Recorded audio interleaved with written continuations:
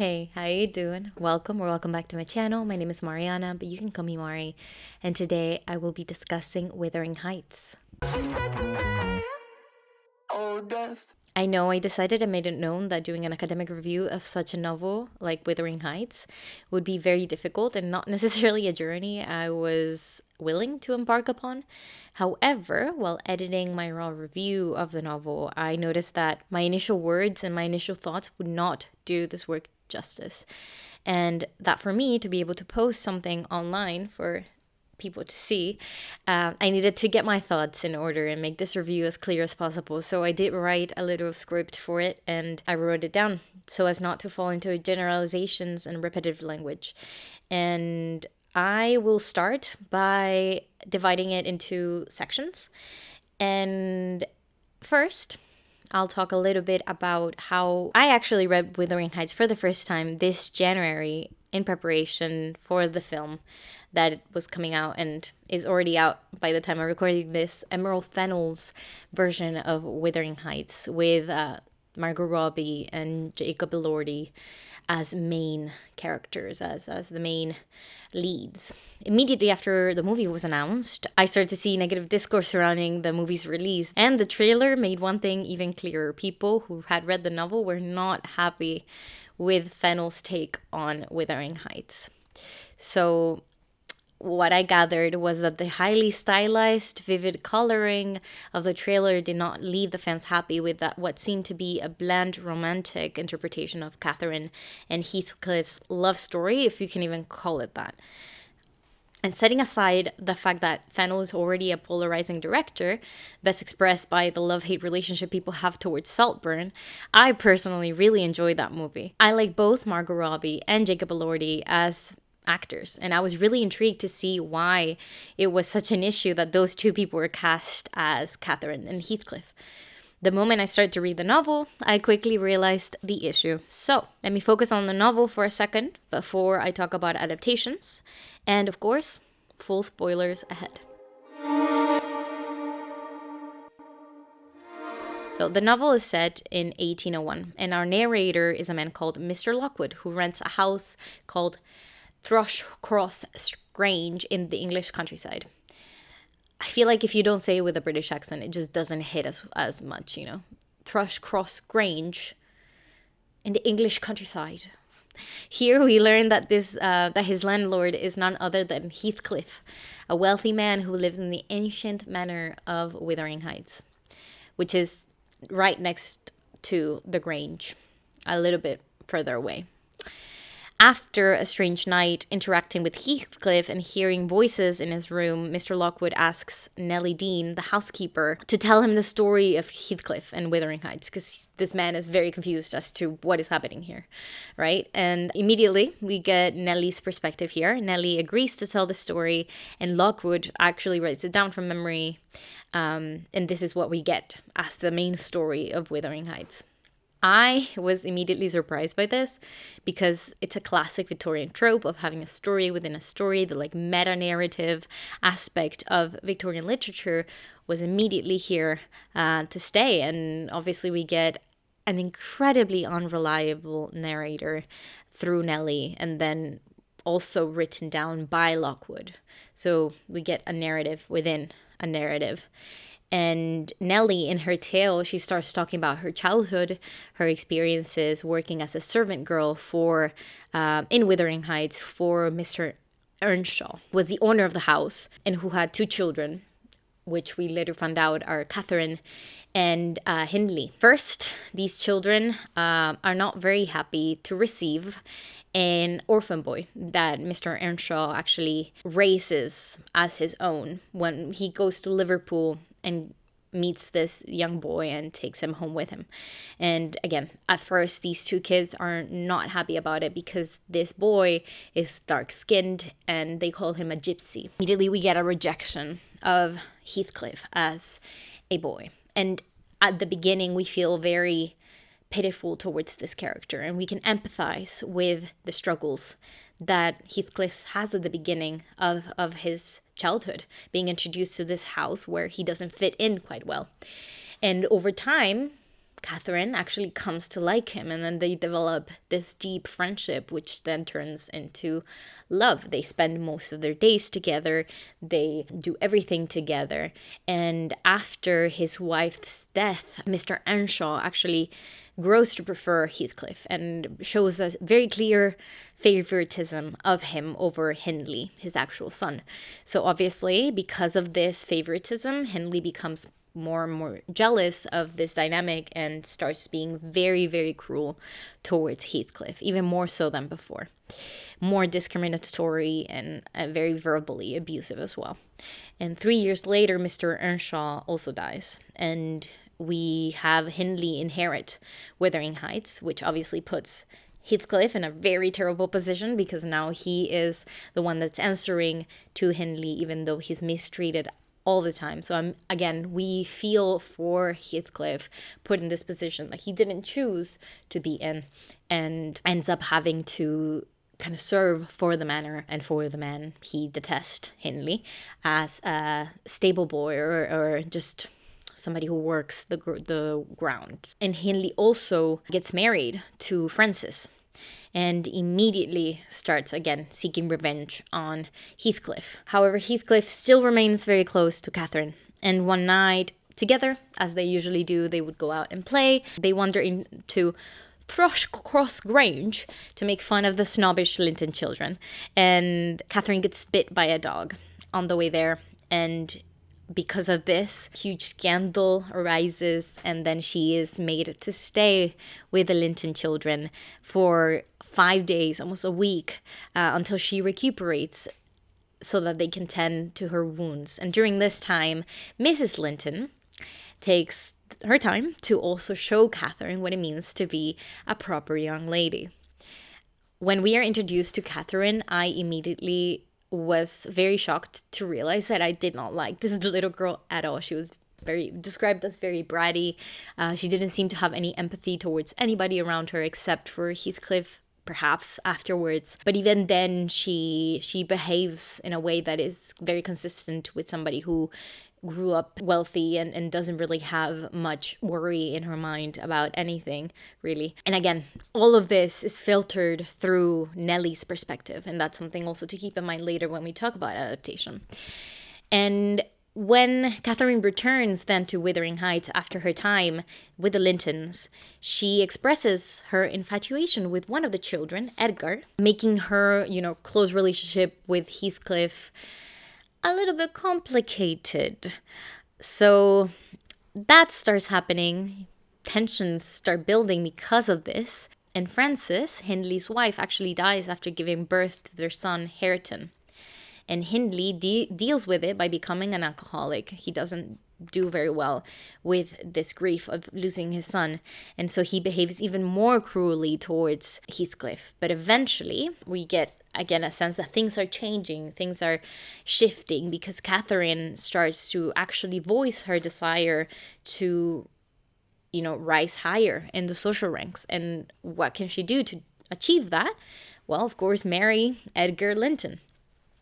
So she expresses her desire again to marry Edgar. This is all keeping in mind that she is madly in love with Heathcliff.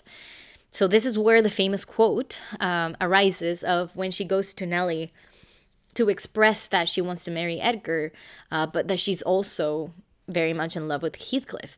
Nellie obviously will support her decision to marry Linton, because it's the better choice as she sees it. But Catherine says, "It would degrade me to marry Heathcliff now, so he shall never know how I love him.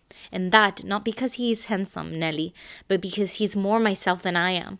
Whatever our souls are made of, his and mine are the same. And Linton's is as different as a moonbeam from lightning, or frost from fire." Heathcliff, of course, overhears this and runs away from Wuthering Heights, because he hears that, she doesn't want to marry him. It's a clear rejection, and at the same time, it's a clear infatuation. It's a clear showing of her belief that they are connected in a deeper way that she might ever be with anybody else. And he disappears. because of this. Coming back 3 years later, after Catherine and Edgar have already married, he comes back rich. We don't really know how he acquired his riches. It's just never explained in the novel. So he just comes back rich and ends up actually lending money to Hindley, who again is a raging alcoholic at this point and has no control over anything. So Heathcliff kind of manipulates the situation and is able to control Hindley through money. And the rest of the novel, the entirety of Heathcliff's story from here onwards, is about his revenge on the people that have wronged him, which include everybody. Every single person. And so that's how he ends up actually marrying Isabella Linton, Edgar's sister, out of spite for Edgar. And he inherits Thrushcross Grange. He manipulates her into marrying him, pretty much, and then immediately becomes cruel towards her right after they marry. He got what he wanted and just ends up, setting her aside as soon as they are married. Meanwhile, Catherine actually becomes ill, has a daughter who she names Catherine as well, and dies in the middle of the novel. So we also get the famous quote of Heathcliff going to her grave and screaming, "You said I killed you. Haunt me then. Be with me always. Take any form. Drive me mad.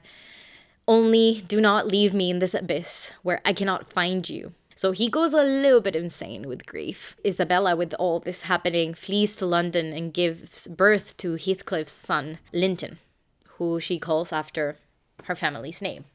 So she keeps the boy there with her in London. And that's the middle of the novel. I was so confused when I first read this. I did not understand, because then the novel takes a turn and we get a time skip. So 13 years later, we get the perspective of the children of Heathcliff and Catherine. The first generation passes on to the second generation, and half of the novel seems to be about Catherine and Heathcliff, so the first half, and then the other half is about their descendants, is about their family.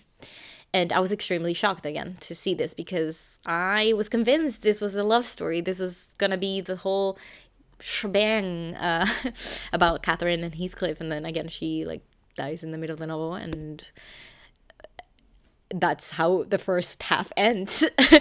So we don't really get that much of a love story, to be honest. Catherine, is infuriating, so is Heathcliff, and they're both horrible characters, and I completely now understand why so many adaptations get it wrong. And the novel continues from there. So yeah, quite shocking if you ask me. So now I'm back to talk about the second half of this book. And just as I am completely different now, the book is also completely different. We get introduced to Kathy, Catherine's daughter, and she is beautiful and headstrong like her mother, but is also very nice and gentle thanks to her father's influence. And I was surprised to see how much I liked Kathy. One day, by chance, she discovers Wuthering Heights when she's roaming around the grounds. And the existence of Wuthering Heights was kept a secret from her for obvious reasons. But she ends up meeting Hareton and playing with him during the day. Then Isabella dies. Linton goes back to Wuthering Heights to live with Heathcliff.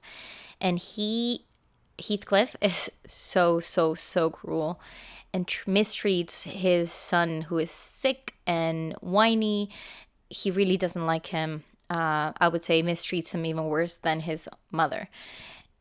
We also start seeing that Kathy goes to meet Linton, and they begin to write to each other. They develop a romantic relationship over letters. Nellie finds out about this, and then she destroys the letters and tells Kathy not to pursue this. Kathy obviously sneaks out because she is a rebel, and she meets Linton, who is clearly actually being pressured by Heathcliff to maintain this relationship. Heathcliff really desperately wants Linton to marry Kathy because that would make his legal claim on Thrushcross Grange even more attainable. And that way he can also finally get his revenge on Edgar Linton. So to add to his revenge plot, he actually traps Kathy and Nellie in his home while her dad is dying, refusing to let her see him until she marries Linton. Heathcliff really takes revenge plots to the next level. So right after Edgar dies, Linton also perishes, but Kathy is able to go see her dad, which is good, because otherwise the novel would be even more depressing. I really felt for her, and I really wanted them to be reunited. It's such a good character development that we see through these two characters, and I like how Edgar brings out just the nice in Kathy, something we didn't see with Catherine. Kathy ends up actually, after Linton and her get married, because she's forced to do this, to see her dad, Heathcliff now controls both Wuthering Heights and Thrushcross Grange. So Kathy ends up being forced to live at Wuthering Heights as a servant. And while he rents Thrushcross Grange to Lockwood, again, we go back to the very beginning of the novel, we finish Nellie's story. And Lockwood, completely horrified, actually leaves Thrushcross Grange and returns to London because he doesn't want anything to do with his family. And honestly, I kind of feel that. I completely understand where he's coming from. And then as he comes back 6 months later, actually, he reconnects with Nellie, and then they talk through some things that have happened, kind of like gossip about this family. And Nellie tells him that although Kathy originally mocked Hareton and they didn't really get along, actually Linton and Kathy would bully Hareton. And let's remember that Hareton didn't have access to education because of Heathcliff's vendetta against his own dad. Kathy actually grows to love Hareton and teaches him to read, and they live together at Wuthering Heights, kind of sharing this trauma bond in a way. And Heathcliff, for his part, he actually becomes more and more obsessed with the death of Catherine, and Catherine herself. The memory of her haunts his every being. He starts speaking to her and seeing her everywhere, and as a ghost, spending days awake, losing his mind without sleeping, eventually dying at the end of the novel, ending the cycle of revenge and violence that he had carried up until his very last breath. So Hareton and Kathy plan to be married. They inherit Wuthering Heights and Thrushcross Grange. And after hearing this end of the story, Lockwood actually goes to visit the graves of Catherine and Heathcliff, and then we end the novel at that point. So, after that very long summary, I would argue that everything I knew about Wuthering Heights before reading this novel was completely wrong, as I established before. Even though I knew it was a toxic, forbidden love story between two people from different social classes that inspired many other stories, books, TV shows, movies, etc. What I didn't know is that Wuthering Heights, in its very core, is a story also about generational trauma and revenge and the deep consequences that brings. Contextually, when the novel was published, its intense emotionalism, irregular structure, and moral ambiguity challenged Victorian sensibilities. Publishing under a male pen name, Ellis Bell, was one way Emily navigated a male-dominated literary world. In the 1840s, travel and communication were still slow, so a novel's reputation spread initially by word of mouth and serialized reviews. The first readers of Wuthering Heights encountered a raw depiction of passion and cruelty set in the Yorkshire moors, far from the genteel drawing-room tales popular at the time. And transgressive as it was, I would argue that the novel never attempts to paint this as a positive experience. The characters are extremely flawed, and hatred prevails in many places of the novel. Even if the end is a happy ending, overall, even if it follows Victorian tropes, Wuthering Heights was heavily criticized when it was published for many aspects. And for example, we see the legality of the manner in which Heathcliff gained possession of both Wuthering Heights and Thrushcross Grange was also considered quite shady under Victorian standards. And additionally, as BBC writer Molly Gorman explains, Bronte poses more complex questions to the reader. Rather than giving them answers, what is love? Does the marriage system work? What are the limits of violence? The novel, due to these same questions, became a beloved case study for toxic relationships, for brooding male heroes, for the misunderstood love interest, and teenage girls swoon over the impossibility of being with someone who wants you as badly as Heathcliff seems to want Catherine. However, even Heathcliff himself states that Picturing me, a hero romance, and expecting unlimited indulgences from my chivalrous devotion, I can hardly regard her in the light of a rational creature, so obstinately has she persisted in forming a fabulous notion of my character and acting on the false impressions she cherished. But at last, I think she begins to know me. I don't perceive the silly smiles and grimaces that provoked me at first, and the senseless incapability of discerning that I was earnest when I gave her my opinion of her infatuation and herself. His obsession with revenge after Catherine's rejection ultimately shapes him as a flawed and hateful character. I disliked both Catherine and Heathcliff as people, as many other readers often do. I found them extremely unlikable by the way they treated each other and other characters. So I do see the parallelism between the two, being so that they are a direct reflection of the other. They are twin flames. The whole point of the relationship is that they never get to consummate their love due to their different class, but also because, to some extent, Catherine is aware of how bad they truly would be for each other. Opening up to discussions and questions about what the novel's themes are, one thing is unavoidable. The toxicity of Heathcliff and Catherine's relationship is incomplete without the second half of the novel, which is, again, crazy to me that so many adaptations don't take it into account. The toxicity of Heathcliff and Catherine's relationship is incomplete with this. The literary form allows these characters to come to life and to leave their legacy on the page. For the reader, this experience is one of total madness. Scholar David Sonnstrom expresses that Wuthering Heights tends to be read for its purple passions, read as though those passions and the rationale behind them were being endorsed by Emily Bronte. But such a reading does not do the novel full justice. It does not treat an important element in the actual page-by-page experience of reading, namely the uneasiness or confusion of the reader, his vacillating allegiances, his sense of being afloat on a troubled conceptual and ethical sea. Much of the reader's confusion is due to the pervasive and obvious short-sightedness of all the characters, including Heathcliff and Catherine. So the authorial guidance of the novel is found in a narrator that we don't even get to know, telling someone else's story. And as I mentioned, the narration is unreliable because of Nellie's own biases and experiences. And yet, that bias is lost when adapting such work unless you include that narrative voice within the work. Now, the question is Wuthering Heights impossible to adapt? Not necessarily. Linda Hudson writes a very thoughtful book on the theory of adaptation, where she divides the process into 3 different categories. An acknowledged transposition of a recognizable other work or works, a creative and an interpretive act of appropriation/salvaging, an extended intertextual engagement with the adapted work. Although this might mean that the story itself might be different, as it can be an intertextual engagement, Hudson also adds that most theories of adaptation assume, however, that the story is a common denominator, the core of what is transposed across different media and genres, each of which deals with the story in formally different ways, and, I would add, through different modes of engagement, narrating, performing, or interacting. Therefore, one could assume that whoever is setting out to adapt such a loved classic will keep the core of the story in mind without losing the literal plot. The process of adapting something includes creation and reception, a constant dialogue between the works which would be changed into something new.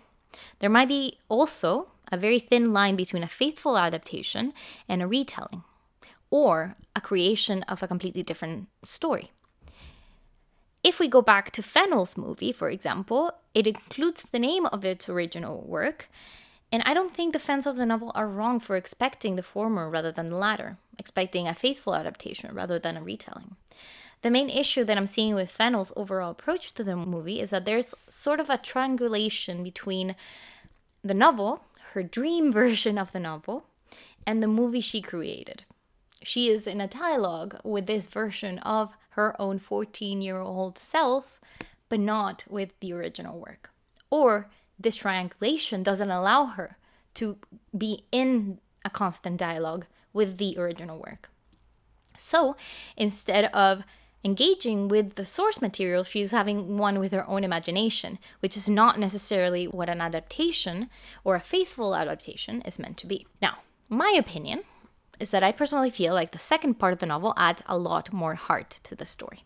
I really loved it.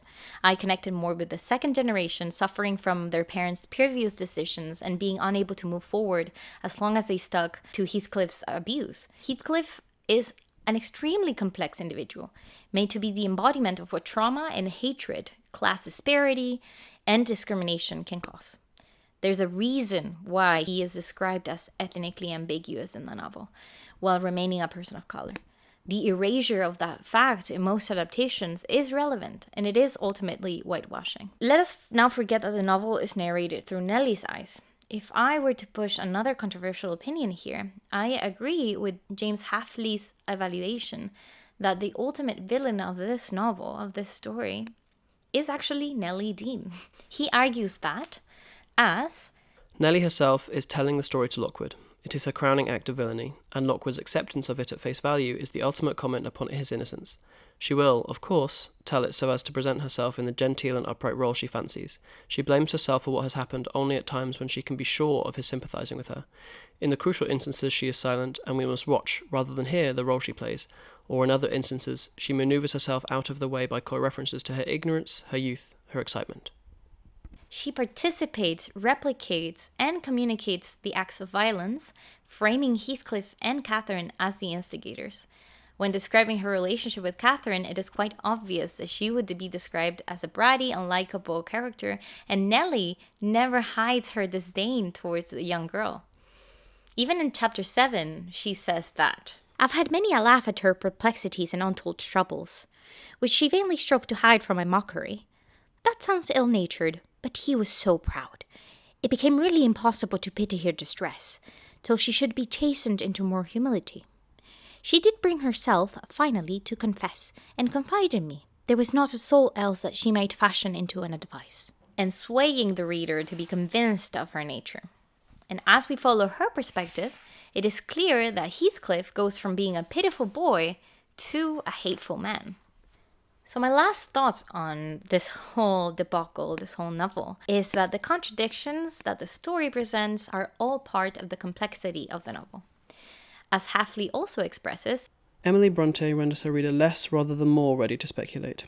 Instead of providing them a back door, so to speak, she presents them with a veritable labyrinth of alternatives.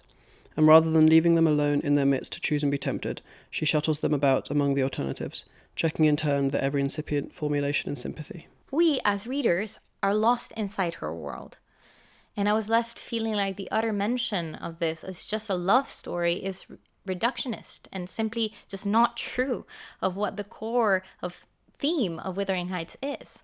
I would like to see Hareton and Kathy's legacy explored, the intricacies of unreliable narrators, the hurtful inheritance of generational abuse and violence. And I loved being able to read this novel for the first time. I know I'm not the only one who was pleasantly surprised by it, as many other people have read it, again, in preparation for what I've heard to be not a great film. I am going to go see the movie, but I will let you know what I think later on. And the reason why I decided not to include it in this review particularly was because I just wanted to focus on the novel and the complications of adaptation. So I hope you enjoyed a little bit of this exploration of the themes of the novel, the summary of the novel for those who are preparing to go see it and you may have wanted a little refresher. And I just really hope that we can engage with works critically. You can enjoy something while also being able to reconcile the complex and nature of adaptation and of trying to bring such a beloved classic to the big screen or to other medium. So I hope you're doing well. Thank you for listening if you're still here, and drink some water. And I will see you soon with another video very, very soon. Bye-bye.